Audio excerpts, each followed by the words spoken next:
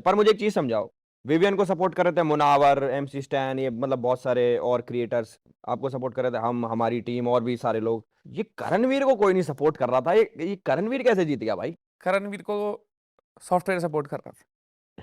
ये क्या है भाई? देखो अब चीज खत्म हो गई है, मैं कोई कंट्रोवर्सी नहीं बनाना चाहता, हाँ, पर कंट्रोवर्सी। खुल के ही बोलता हूँ। अब जितनी फीड वगैरह मैं देख रहा हूँ, मेरे को करण भाई कहीं दिख ही नहीं रहे, मतलब कहीं आ ही नहीं रहे, दिख ही नहीं रहे। ना रीच वाइज कोई इंसान इस हिसाब से दिखता। तो बहुत बारी हमने देखा है कि इंसान कुछ करता नहीं है तो भी बाहर से वोट आके वो जीता है बिग बॉस में, जिस हिसाब से बताया जाता है, पता लगा है। अंदर वाली चीजों को छोड़ ही दो, बाहर से ना तो मुझे उनका सोशल मीडिया इस हिसाब से दिखा, ना मेरे को कहीं भी उनका कुछ कंटेंट ऐसा दिख रहा कि कटे जा रहा था, कटे जा रहा था, कटे जा रहा था। एंगेजमेंट मतलब। इंगेजमेंट। बाकी अगर देखा होगा, जो फिनाले में मैं बैठा भी एकदम पसर के था कि भाई अब तो हो लिया काम, जीत गए हैं। चाहे कोई बॉम्ब वाला टास्क था, दिल वाला टास्क था, उसमें बेफिक्र खड़ा था, क्योंकि मेरे को पता था वोटों में तो कटने से रहे।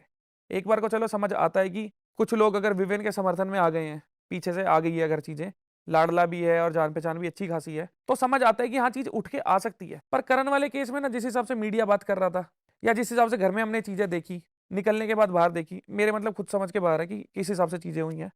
पर अब ट्रॉफी उनने उठा ली है, तो विजेता वही, उनके नसीब में थी, वो ले गए। बिल्कुल चाहे बिल्कुल। कैसे भी लेके गए, वो बाय हुक और बाय क्रुक जीते वो।